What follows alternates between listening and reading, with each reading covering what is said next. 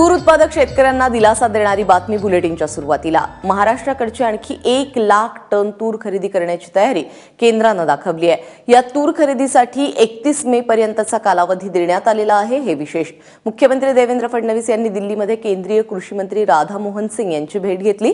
2 lakh ton तूर खरेदीची मागणी महाराष्ट्राने केली होती, मात्र 1 लाख टन खरेदी करण्याचा निर्णय केंद्र सरकारने घेतलाय। यापूर्वी फक्त 22 एप्रिल पर्यंत नोंद झालेल्या तुरीचीच खरेदी करणार असं सरकारने जाहीर केलं होतं। त्यामुळे शेतकऱ्यांमध्ये प्रचंड चिंता आणि असंतोष होता। एबीपी माझाने थेट यवतमाळच्या बाजार समितीतून तूर परिषद घेऊन शेतकऱ्यांचा आवाज सरकारपर्यंत पोहोचवला होता आणि त्यानंतर आता शेतकऱ्यांच्यासाठी सरकारने हा महत्त्वाचा निर्णय घेतलाय।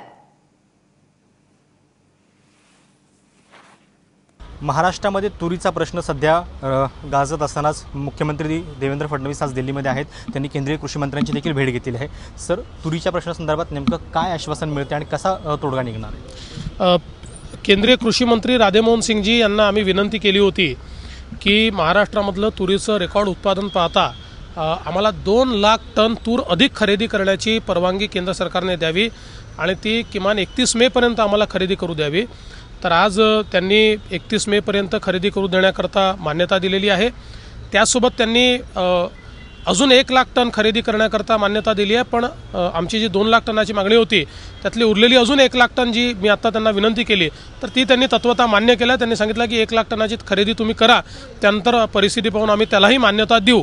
त्यामुळे आता मोठ्या प्रमाणात ही खरेदी जी काही आहे ती आम्ही करतो आहोत आणि ही खरेदी याकरता महत्त्वाची आहे की यापूर्वीच्या सरकारमध्ये, आघाडीच्या सरकारमध्ये किंवा यूपीएच्या सरकारमध्ये अशाच प्रकारची योजना त्यांनी घोषित केली असताना 15 मार्चला सगळे सेंटर बंद करण्यात आले आणि 13 लाख टन तुरीचं उत्पादन असताना केवळ 20,000 टन त्यांनी तूर खरेदी केली होती आणि आत्तापर्यंत आमच्या सरकारने 5.5 लाख टन तर खरेदी केलेलीच आहे। पण मला असं वाटतं की 6 लाख टनाच्या वर ही सगळी तूर खरेदी जाईल।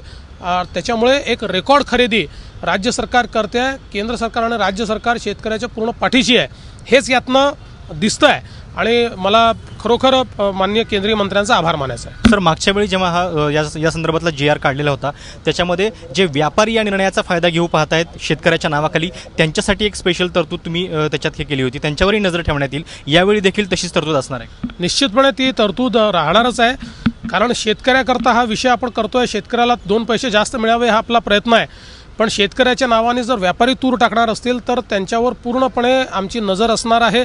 त्यामुळे आम्ही साधारणपणे ॲव्हरेज प्रोडक्टिव्हिटीचा विचार केलेला आहे।